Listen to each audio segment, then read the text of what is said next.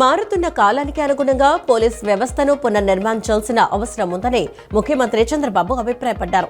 Social media వేదికగా అశాంతిని రెచ్చగొట్టే వారిని అడ్డుకోవాలని, తప్పు చేస్తున్న వారికి సత్వర శిక్షలు పడేలా చూడాలని స్పష్టం చేశారు. టెక్నాలజీని సరిగ్గా వినియోగిస్తే తక్కువ సిబ్బందితోనూ గొప్ప ఫలితాలు సాధించవచ్చని సీఎం పేర్కొన్నారు.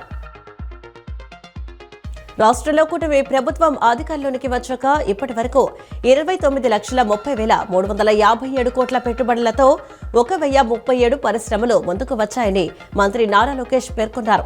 జాతీయ, అంతర్జాతీయ పారిశ్రామిక సంస్థలు ఏపీని ఎంచుకోవడానికి స్పీడ్ ఆఫ్ డూయింగ్ బిజినెస్ విధానమే ప్రధాన కారణమని, దీనిని ప్రతి అధికారి చిత్తశుద్ధితో అమలు చేయాలని ఆదేశించారు. యువతకు ఎక్కువ ఉద్యోగ అవకాశాలు కల్పించే ఎంఎస్ఎంఈ యూనిట్లపై ప్రత్యేక శ్రద్ధ వహించాలని మంత్రి సూచించారు. అమరావతిలోని సచివాలయంలో పెట్టుబడుల శాఖ మంత్రి బీసీ జనార్దన్ రెడ్డిని ఢిల్లీకి చెందిన నాట్స్ ఏరోస్పేస్ సంస్థ ప్రతినిధి అధిరాజ్ సింగ్ చావ్లా కలిశారు. రాష్ట్రంలోని నాగార్జున సాగర్ లేదా కర్నూలు ఎయిర్పోర్ట్లో 100 కోట్ల రూపాయల పెట్టుబడితో ఫ్లైట్ ట్రైనింగ్ ఆర్గనైజేషన్ ఏర్పాటుకు ఆ సంస్థ ముందుకు వచ్చింది. ఈ ప్రాజెక్టు ద్వారా వచ్చే 5 ఏళ్లలో 100 మందికి ఉపాధి అవకాశాలు లభించనుండగా పూర్తిస్థాయి ప్రతిపాదనలతో వస్తే అన్ని విధాలా సహకరిస్తామని మంత్రి సానుకూలంగా స్పందించారు. అగ్రనేతలకు, కార్యకర్తలకు వారధిగా నిలిచే టీటీ జనార్దన్ రాజకీయాల్లో అరుదైన సమాజ సేవకుడని మంత్రి సత్యకుమార్ యాదవ్ ప్రశంసించారు. జయప్రద ఫౌండేషన్ ద్వారా గ్రామాలను దత్తత తీసుకుంటూ వైద్య శిబిరాలు నిర్వహిస్తూ ప్రభుత్వానికి సమాంతరంగా సేవలు అందిస్తున్నారని కొనియాడారు. రాష్ట్రంలో ఆరోగ్య ఆంధ్రప్రదేశ్ నిర్మాణంలో భాగంగా ఆగస్టు 15 నుంచి సంజీవని ప్రాజెక్టు ద్వారా 41 రకాల వైద్య పరీక్షలు నిర్వహించి హెల్త్ రికార్డు తయారు చేయనున్నట్లు తెలిపారు. రాష్ట్రంలో భూ రికార్డులకు శాశ్వత భద్రత కల్పించే లక్ష్యంతో అమరావతిలో ముఖ్యమంత్రి చంద్రబాబు మీ భూమి బ్లాక్ చైన్ పైలట్ ప్రాజెక్టును వర్చువల్ గా ప్రారంభించారు. గత ప్రభుత్వ విధానాల వల్ల ఏపీలో భూ వివాదాలు పెరిగాయని, 22A పేరుతో కక్ష సాధింపు చర్యలకు పాల్పడ్డారని సీఎం చంద్రబాబు గుర్తు చేశారు. ప్రస్తుతం ప్రక్షాళన, విముక్తి, భద్రతపై దృష్టి సారించి భూ సమస్యలను పరిష్కరిస్తున్నామని చెప్పారు. రాష్ట్రంలోని అంగన్వాడీ టీచర్లు, హెల్పర్లు, మున్సిపల్ శానిటేషన్ సిబ్బంది, ఆశా వర్కర్లు తదితర చిరు ఉద్యోగుల సంక్షేమానికి కూటమి ప్రభుత్వం అత్యంత ప్రాధాన్యత ఇస్తుందని ప్రభుత్వ విప్, సెంట్రల్ నియోజకవర్గం ఎమ్మెల్యే బోండామ మహేశ్వరరావు అన్నారు. అసెంబ్లీలో ఈ వర్గాల సమస్యలను ప్రస్తావిస్తూ ప్రభుత్వ సంక్షేమ పథకాలు మరింత విస్తృతంగా వారికి అందేలా చర్యలు తీసుకోవాలని ప్రభుత్వం దృష్టికి తీసుకువెళ్లినట్లు తెలిపారు. ఇంద్రకీలాద్రిపై కొలువైన శ్రీ దుర్గామల్లేశ్వర స్వామివార్ల దేవస్థానంలో ఆషాఢస్థాయి ఉత్సవాలు వైభవంగా కొనసాగుతున్నాయి. శ్రీ కనకదుర్గమ్మ ఇంటి ఇలవెల్పుగా, ఆడపడుచుగా భావించిన మహిళా భక్తులు పసుపు, కుంకుమ, గాజులు, చీరలు, సారెతో పెద్ద ఎత్తున ఇంద్రకీలాద్రికి తరలివచ్చారు. ఈ సందర్భంగా ఆలయ కార్యనిర్వహణాధికారి వికేసీ నాయక్, దేవస్థానం ట్రస్ట్ బోర్డు చైర్మన్ బొర్ర రాధాకృష్ణ, ధర్మకర్తల మండలి సభ్యులు సారె బృందాలతో మాట్లాడి వారి అభిప్రాయాలు తెలుసుకున్నారు. మాజీ మంత్రి సీదిరి అప్పలరాజు అరెస్టుపై వైసీపీ అధినేత జగన్మోహన్ రెడ్డి చేసిన వ్యాఖ్యలు ఆయన అవగాహన రాహిత్యానికి నిదర్శనమని టీడీపీ పొలిట్ బ్యూరో సభ్యులు బలరామయ్య మండిపడ్డారు. మంగళగిరిలోని ఎన్టీఆర్ భవన్లో జరిగిన మీడియా సమావేశంలో ఆయన మాట్లాడుతూ అప్పలరాజు కుమారుడి నిర్లక్ష్యపు డ్రైవింగ్ వల్ల గొర్రెల కాపరి దానయ్య ప్రాణాలు కోల్పోయాడని, ఆ నేరాన్ని కప్పిపుచ్చుకునేందుకు మరో అమాయకుడిని బలిపెట్టి తప్పుడు ముద్దాయిని సృష్టించారని ఆరోపించారు. చట్టపరంగా జరిగిన ఈ అరెస్టును రాజకీయం చేయటం, సీఎం చంద్రబాబుపై నిందలు వేయటం తగదన్నారు. నేరస్తులను, బూతులు మాట్లాడిన వారిని జగన్ వెనకేసుకొస్తున్నారని, బాధితుల పక్షాన నిలవాల్సిన ఆయన అసాంఘిక శక్తులకు మద్దతు ఇస్తున్నారని విమర్శించారు. చిన్న, సన్నకారు రైతులు 6 కాలం శ్రమించి పండించిన పంటలకు గిట్టుబాటు ధరలు రావాలంటే పంట నాణ్యత బాగుండాలి.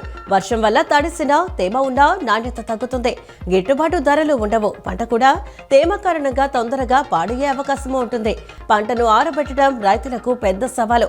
తేమ సమస్య కారణంగా రైతులు నష్టపోవడం జరుగుతుంది. రైతుల ఇబ్బందులను గుర్తించి దానికి పరిష్కారం చూపించారు నున్నలోని Vikas college of engineering and టెక్నాలజీకి చెందిన అగ్రికల్చరల్ ఇంజనీరింగ్ విభాగం విద్యార్థులు. రైతులకు ఉపయోగకరంగా ఉండేలా సోలార్ డ్రైడ్ ను తయారు చేస్తారు. చిన్న, సన్నకారు రైతులు తమ పంట ఉత్పత్తులను ఈ డ్రైడ్ లో ఆరబెట్టుకోవచ్చునని చెబుతున్నారు. పేదరికం ఏ విద్యార్థి భవిష్యత్తుకు అడ్డంకి కాకూడదనే సంకల్పంతో ముఖ్యమంత్రి చంద్రబాబు ప్రవేశపెట్టిన P4 కార్యక్రమం ఎంతో మంది నిరుపేద కుటుంబాలకు ఆశాకిరణంగా నిలుస్తుందని ప్రభుత్వ విప్ సెంట్రల్ నియోజకవర్గం ఎమ్మెల్యే బోండా ఉమామహేశ్వరరావు అన్నారు. సెంట్రల్ నియోజకవర్గంలో కూడా P4 కార్యక్రమం ద్వారా అనేక మంది విద్యార్థులకు నిరుపేద కుటుంబాలకు సహాయం అందిస్తున్నామని చెప్పారు. తల్లికి వందనం పథకం ద్వారా మానాటి తల్లుల జీవితాలలో కూటమి ప్రభుత్వం వెలుగుల నింపుతుందని ఎమ్మెల్యే మహమ్మద్ నాసిర్ అహ్మద్ స్పష్టం చేశారు. గత వైసీపీ ప్రభుత్వం అమ్మఒడి పేరుతో పేదలను మైనార్టీలను దారుణంగా వాంఛించిందని విమర్శించారు. రాష్ట్రంలో విద్యా విప్లవానికి నాంది పలికిన కూటమి ప్రభుత్వానికి సీఎం చంద్రబాబు నాయుడు, మంత్రి నారా లోకేష్లకు ప్రజలు మైనార్టీ సోదరులు సంపూర్ణ మద్దతుగా నిలుస్తున్నారని నాసిర్ అహ్మద్ పేర్కొన్నారు. గత ప్రభుత్వ హయాంలో అర్హులైనప్పటికీ అనేక మందికి పథకాలు అందలేదని, కుటుంబంలో ముగ్గురు ఉంటే ఒకరిద్దరికే పరిమితం చేయడం లేదా రకరకాల కారణాలతో లబ్ధిదారులను తొలగించడం జరిగిందని టీడీపీ నేత పడాల గంగాధర్ విమర్శించారు. కూటమి ప్రభుత్వంలో గత ఏడాది తల్లికి వందనం పథకానికి 67 లక్షల మందికి 10,900 కోట్ల రూపాయలు అందించగా ఈ ఏడాది ఆ సంఖ్యను 67,50,000 మందికి పెంచి 10,150 కోట్ల రూపాయలు విడుదల చేసినట్లు పేర్కొన్నారు. వైసీపీ నాయకుల తీరుపై నర్సన్నపేట ఎమ్మెల్యే బగ్గు రమణమూర్తి తీవ్రస్థాయిలో మండిపడ్డారు. రోడ్డు ప్రమాదంలో నిరుపేద వ్యక్తి మృతికి కారణమైన మాజీ మంత్రి సీదిరి అప్పలరాజు కుమారుడిని రక్షించేందుకు ప్రయత్నించడం, ఆపై జగన్మోహన్ రెడ్డి ఆయనకు సంఘీభావం తెలపడం సిగ్గుచేటని దుయ్యబట్టారు. అలాగే మాజీ స్పీకర్ తమ్మినేని సీతారాం బతికి ఉన్న వారికే డెత్ సర్టిఫికెట్లు సృష్టించి సుమారు 4 కోట్ల రూపాయల విలువైన పేదల భూములను కబ్జా చేయడం అత్యంత దుర్మార్గమని విమర్శించారు. ప్రజలు ఓటుతో బుద్ధి చెప్పినా వైకాపా నేతల అరాచకాలు, భూ కుంభకోణాల్లో ఎలాంటి మార్పు రాలేదని ఆయన ఆక్షేపించారు. విజయవాడ నగరపాలక సంస్థ కమిషనర్ ధ్యానచంద్ర ఆదేశాల మేరకు పట్టమటలోని కేబీసీ జడ్పీ బాయ్స్ హైస్కూల్లో విద్యార్థులకు క్యాచ్ ది రైన్ కార్యక్రమంలో భాగంగా వర్షపు నీటి సంరక్షణపై ప్రత్యేక అవగాహన కల్పించారు. రెయిన్ వాటర్ హార్వెస్టింగ్ ప్రాముఖ్యత, ఇంకుడు గుంతల ఏర్పాటుపై విద్యార్థులకు వివరించి ప్రతి ఇంటిలో వీటిని ఏర్పాటు చేసుకునేలా కుటుంబ సభ్యులను చైతన్యం చేయాలని సూచించారు. పర్యావరణ పరిరక్షణలో విద్యార్థుల పాత్ర ఎంతో కీలకమని శానిటరీ ఇన్స్పెక్టర్ శ్రీకృష్ణదేవరాయలు పేర్కొన్నారు. వైసీపీ నాయకులు తాము చేసిన తప్పులను కప్పిపుచ్చుకోవడానికి ప్రజల దృష్టిని మళ్లించేలా కొత్త వివాదాలను సృష్టిస్తుంటారని ఏపీ బ్రాహ్మణ సంక్షేమ కార్పొరేషన్ చైర్మన్ బుచ్చి రాంప్రసాద్ విమర్శించారు. టీడీపీ కేంద్ర కార్యాలయంలో నిర్వహించిన మీడియా సమావేశంలో ఆయన మాట్లాడుతూ కరుణాకర్ రెడ్డికి చెందిన భూ దందాలు, అక్రమాలు ఒక్కొక్కటిగా బయటపడుతుండటంతోనే దారి మళ్లించే కుట్రలు చేస్తున్నారని ఆరోపించారు. స్వర్ణముఖి పరిసరాల్లో భూములు, కమలతీర్థం సెంటర్లోని ధ్యాన మందిరం ఆక్రమణ, అన్నమయ్య సెంటర్ భూములు, ఎండోమెంట్స్ ఆస్తుల వ్యవహారాలతో పాటు గంజాయి, కుళ్లిన మాంసం బిర్యానీలపై వచ్చిన ఆరోపణలకు సమాధానం చెప్పలేకే కొత్త అంశాలను తెరపైకి తెస్తున్నారని మండిపడ్డారు. అలాగే ఆంజనేయ స్వామి విగ్రహం చోరీ ఘటనపై కూటమి ప్రభుత్వం తక్షణమే స్పందించి కేవలం 14 గంటల్లోనే నిందితుడిని ఒంగోలులో అదుపులోకి తీసుకుని విగ్రహాన్ని స్వాధీనం చేసుకుందని రాంప్రసాద్ తెలిపారు.